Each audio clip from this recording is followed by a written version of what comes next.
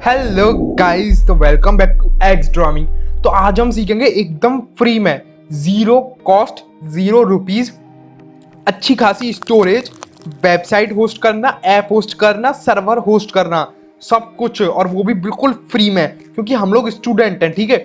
और स्टूडेंट लोग को फ्री में प्लान्स मिलते हैं, तो यार, और गूगल की तरफ से मिल रहा है यार, क्या दिक्कत आ रही है जब गूगल की तरफ से मिल रहा है। और अगर अभी तक आपने चैनल को सब्सक्राइब नहीं किया है, चैनल को कर दो सब्सक्राइब, वीडियो को कर दो लाइक, क्योंकि आज आपका सारा काम फ्री में होने वाला है।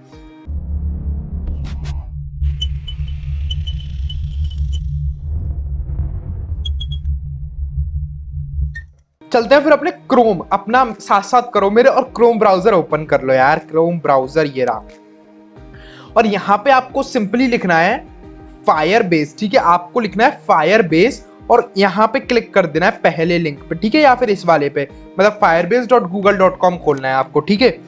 और ये खोलोगे ना आप, और आपको लॉगिन करने की भी जरूरत नहीं है, आपका पहले से सब कुछ लॉगिन रहता है, कोई क्रेडिट कार्ड नहीं चाहिए, कुछ नहीं, आपका बस एक गूगल अकाउंट चाहिए। वैसे तो आपका ऑटोमेटिकली लॉगिन आएगा, ठीक है, यहाँ पे आएगा डायरेक्ट गो टू कंसोल, देखो यहाँ पे आ रहा है जो। और अगर नहीं आता है यहाँ पे आता है लॉगिन करने का, तो लॉगिन कर दो, बस गूगल अकाउंट आपका होना चाहिए, ठीक है। बस गूगल अकाउंट से आप कर दो, और कुछ नहीं चाहिए। अब चलते हैं, गो टू कंसोल पे क्लिक कर देना। तो ये आपका कंसोल को, ठीक है, ओपन कर रहा है। अभी फायरबेस ऐप मेरा सेटअप हो रहा है और ये खुल रहा है, तो आपके सामने ये खुल जाएगा, ठीक है। ये मेरे पुराने प्रोजेक्ट्स हैं, आपको क्या करना है, ऐड प्रोजेक्ट पे करना है, ठीक है। ऐड अ प्रोजेक्ट मैं करूंगा, ऐड अ प्रोजेक्ट पे क्लिक। ये पूछेगा एंटर अ प्रोजेक्ट नेम, ठीक है। प्रोजेक्ट नेम में मैं डाल देता हूं टेस्ट प्रोजेक्ट, ठीक है। मैंने डाला टेस्ट प्रोजेक्ट, और ये नीचे दिखा रहा है, ये जो नीचे दिखा रहा है ना, ये आपका यूआरएल होने वाला है, ये आपका डोमेन होने वाला है, ठीक है। तो मैं यहाँ पे क्लिक करके चूज मतलब कर सकता हूँ। अगर मैं यहाँ पे चूज करता हूँ टेस्ट प्रोजेक्ट, जैसे टेस्ट प्रोजेक्ट ऑलरेडी टेकन होगा, जैसे कि ये बहुत कॉमन नाम हो गया, ठीक है। तो मैं यहाँ लिख देता हूँ एक्स डोरामिंग, ठीक है। तो देखो एक्स डोरामिंग प्रोजेक्ट, एक्स डोरामिंग टेस्ट प्रोजेक्ट, ठीक है। अब देखना नीचे, हाँ ठीक है, ये अवेलेबल है, ठीक है, देखो आ गया। अब मैं कर दूंगा कंटिन्यू, और यहाँ पे इनेबल करना है, डिसेबल करना है, आप लोगों के ऊपर है। मैं तो इनेबल करके रखता हूँ यार, मेरे को तो कोई प्रॉब्लम नहीं है। और सिलेक्ट एन अकाउंट पूछेगा, कॉन्फ़िगर गूगल एनालिटिक्स, तो मैं कर दूंगा डिफॉल्ट अकाउंट फॉर फायरबेस, ठीक है, और क्रिएट प्रोजेक्ट। अब ये प्रोजेक्ट है वो 30 to 40 सेकेंड्स आपका लेगा क्रिएट होने में, तो मैं टाइम को स्किप करता हूँ। और ये बस होने वाला है गाइस, बस हो ही गया है, फिनिश हो रहा है प्रोजेक्ट सेटअप और प्रोजेक्ट कंप्लीटेड। अब कर देना है आपको कंटिन्यू पे क्लिक, ठीक है। अब आपका प्रोजेक्ट है वो खुलेगा, अपने आप ही खुलेगा। ये देखो ऊपर आ गया एक्स डोरामिंग प्रोजेक्ट। अब यहाँ पे चीज चालू होती है, आपको एक चीज डाउनलोड करनी पड़ेगी, वो होती है Node.js, ठीक है, मैं बता देता हूँ। आप जाना क्यों करनी है, इसका आपको यूज नहीं करना। मैं ये नहीं बोल रहा कि आप पे Node.js की कोडिंग आनी चाहिए, कुछ नहीं। कि जैसे पाइथन में पिप होता है ना, पिप इंस्टॉल, तो ऐसे ही Node.js की मदद से हम npm इंस्टॉल कर पाते हैं। तो जो फायरबेस है वो npm कमांड्स के थ्रू रन होता है, तो हमको npm यूज करने के लिए Node.js, तो आपको क्या करना है, खोलना है Node.js का पेज, और यहाँ पे आ जाएगा डाउनलोड फॉर विंडोज। आपका अगर मैक है तो मैक आ जाएगा, लाइनेक्स है तो लाइनेक्स आ जाएगा, ठीक है।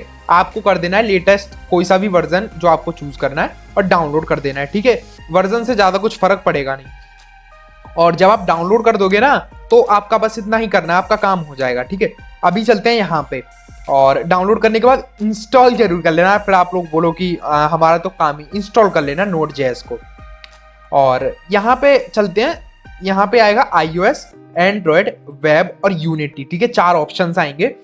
कह रहा है कि आपको iOS ऐप के लिए ये जो आपका प्रोजेक्ट है, ये है कि एंड्रॉयड कोई प्रोजेक्ट है, कि कोई वेब प्रोजेक्ट है, कि कोई यूनिटी प्रोजेक्ट है, कोई सा भी कर सकते हो आप चूज। यूनिटी होता है गेम्स के लिए, मैं कर रहा हूँ अभी वेब, ठीक है। मैं वेब पे क्लिक किया, ये कहेगा रजिस्टर ऐप, ऐप निकनेम, ठीक है। ऐप जो निकनेम है वो मैं फिर से दे देता हूँ, एक्स डोरामिंग टेस्ट प्रोजेक्ट, ठीक है। और इसको मैं कॉपी भी कर लेता हूं, अगर आगे बाई चांस पूछता है तो।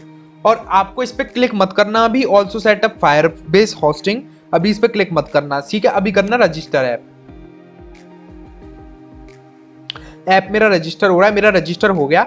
अब ये कहेगा copy and paste these scripts into the bottom of your body tag but before you use any Firebase service. तो ये कर सकते हो आप, बट ऐसे करने की जरूरत नहीं है क्योंकि आपकी एपीआई कीज वगैरह होती हैं और इन कीज को पब्लिक देख सकती है अगर आप अपने मेन HTML फाइल में डाल दोगे। तो मैं इसको बिल्कुल भी रिकमेंड नहीं करूंगा अनटिल अनलेस आपका फायरबेस बिना इसके काम नहीं कर रहा है। तो वैसे काम करता है, ठीक है। तो अभी आप बस फॉलो करो, अभी आप इसको कॉपी पेस्ट मत करना, अभी करना गो टू कंसोल, ठीक है। अब चलो गाइस हम यहाँ पे चलते हैं, ये लोड होता रहेगा। ऑथेंटिकेशंस, इसमें क्या कर सकते हो आप, जैसे आप ऑथेंटिकेशन में जाओगे ना आपको पता लगेगा कि आप एक्चुअल में फायरबेस के थ्रू ऑथेंटिकेट कर सकते हो। ऑथेंटिकेट कर सकते हो किसको, जैसे आप कोई वेब का यूजर ऑथेंटिकेशन बनाते हो तो फायरबेस उसके जीमेल पे मेल भेजेगा और कोड पूछेगा। जब वो कोड वहां पे एंटर कर देगा आपकी वेब में, आपके ऐप में, तो यहीं से ऑथेंटिकेट कर देगा। तो मतलब आप ऑथेंटिकेशन भी डायरेक्ट यहाँ से बना सकते हो, ठीक है। अब चलते हैं रियल क्लाउड फायर स्टोर पे, तो आपको पता ये सब हम नहीं देखने वाले। अब चलते हैं रियल टाइम डेटाबेस पे। तो रियल टाइम डेटाबेस मैंने ऑलरेडी यूज करके बताया हुआ है, लिंक मैं आपको आई बटन में दे रहा हूं, यहाँ पे जाना और रियल टाइम जो डेटाबेस है उसको एक्सेस करना सीख लेना, बहुत इजी है। पर वेबसाइट के लिए आपको नहीं चाहिए, जरूरी नहीं है, यूज कर सकते हो पर मस्ट नहीं है, ठीक है। अब चलते हैं स्टोरेज पे। तो स्टोरेज को भी आप यूज कर सकते हो, और होता है होस्टिंग, और होता है फंक्शंस और मशीन लर्निंग, ठीक है।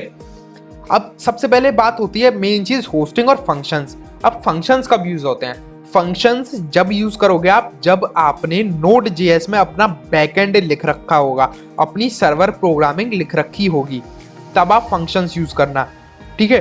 तब आप फंक्शंस में अपना सर्वर रन कर सकते हो। पर अगर आपने केवल सिंपल वेब पेज बनाए हुए हैं 2-3, तो आप सिंपल जाना यहाँ पे और होस्टिंग पे क्लिक कर देना, ठीक है। और इंटरनेट थोड़ा स्लो है तो मेरे को माफ करना, बट हो जाएगा काम। अभी लिख रहा है ये गेट स्टार्टेड, ठीक है, गेट स्टार्टेड पे कर देना क्लिक। अब ये कह रहा है इंस्टॉल फायरबेस CLI। तो आपको क्या करना है, जब आप नोड इंस्टॉल कर लो तो इसको करना कॉपी यहाँ से यहाँ पे और अपना खोल लेना कमांड प्रॉम्प्ट, ठीक है। CMD करके कमांड प्रॉम्प्ट खोल लेना कहीं पे भी और इसको करके पेस्ट करके एंटर कर देना। ये मेरे ऑलरेडी इंस्टॉल हो रखी है तो मैं इंस्टॉल नहीं कर रहा हूँ। अब चलते हैं नेक्स्ट। अब ये कह रहा है open a terminal window and navigate to और create root directory of your web app, ठीक है। अब सबसे पहले क्या करना, फायरबेस पे लॉगिन कर लेना। सिंपल यहाँ पे कमांड प्रॉम्प्ट खोलना और लिख देना फायरबेस लॉगिन, ठीक है। मेरा भी ऑलरेडी लॉगिन है, देखो मैं लिखता हूँ फायरबेस लॉगिन। तो मेरा ऑलरेडी लॉगिन है तो ये बता देगा कि ऑलरेडी लॉगिन है। आप उस जीमेल से लॉगिन कर लेना, देखो ऑलरेडी लॉगिन आ रहा है, उस जीमेल से लॉगिन कर लेना जिससे आपने ये जो गूगल अकाउंट है ये बनाया हुआ है जिसपे आप फायरबेस रन कर रहे हो, ठीक है। और फिर आपको क्या करना है, अब देखो ध्यान से सुनना। अब सबसे पहले क्या करना, एक फोल्डर बनाना, ठीक है। एक फोल्डर बनाना, उस फोल्डर को खोलना और उसके अंदर बनाना एक पब्लिक नाम का फोल्डर, ठीक है, पब्लिक। और उसको खोलना और उसके अंदर अपने वेब पेज डाल देना, ठीक है। अभी फॉर एग्जांपल हम एक छोटी सी वेबसाइट बना लेते हैं फटाफट 1 मिनट में। और यहाँ पे इसको काटो, इसको करो, यहाँ पे मैं डाल देता हूँ index.html और यहाँ पे मैं फटाफट एक वेबसाइट बना लेता हूँ। और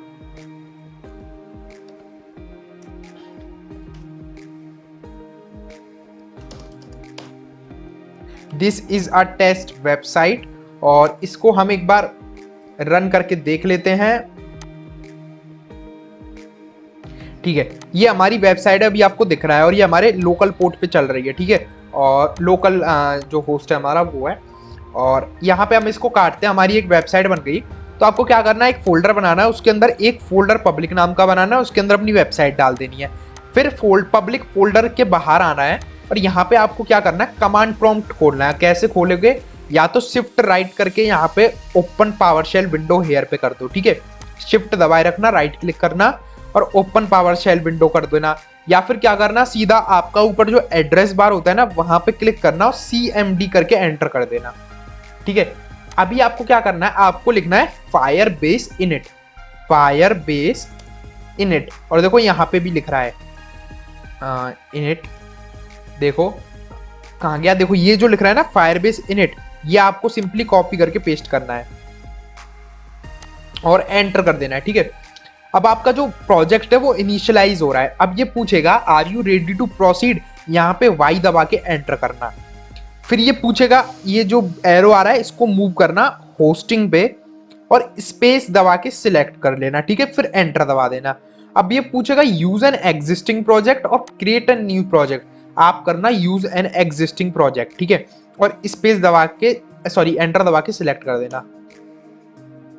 तो गाइज इसने लिस्ट दे दी है और हमारे सारे प्रोजेक्ट्स आ गए हैं। तो अभी मैं वो चूज कर लूंगा जो मैंने बनाया था, वो था एक्सडोरामिंग टेस्ट प्रोजेक्ट। देखना यहाँ नीचे नीचे आ रहा है और ये मैंने सिलेक्ट कर लिया।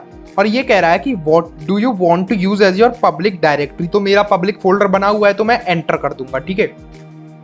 ये कहेगा configure as a single page app, rewrite all URLs to index.html, यहाँ पे आपको नो करना है।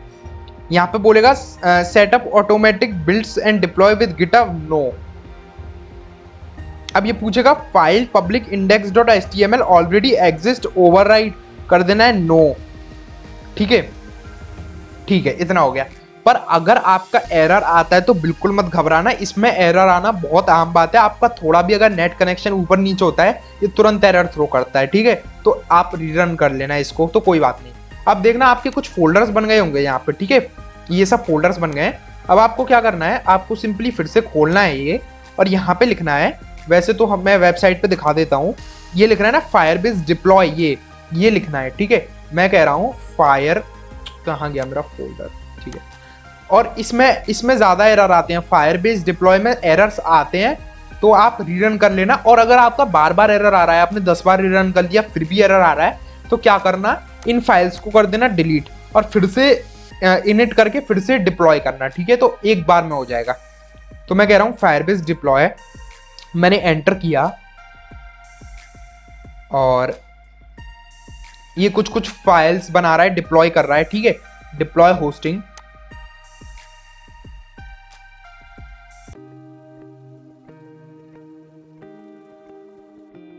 ओके गाइस, मेरा जो URL है वो बन चुका है। आपका देखो होस्ट नेम देखो आप कितना सिमिलर है, एक्सडोरामिंग test project dot web dot app, मतलब वही आ गया जो मैं चाहता था, समझ रहे हो ना आप, कि बिना कुछ पैसे दिए। अब अपने चलते हैं हम क्रोम पे, ठीक है।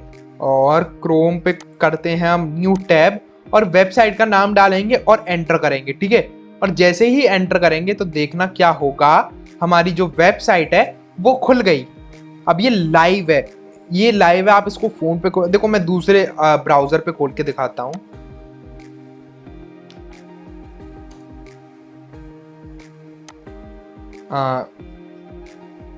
देखो मेरी वेबसाइट लाइव हो गई।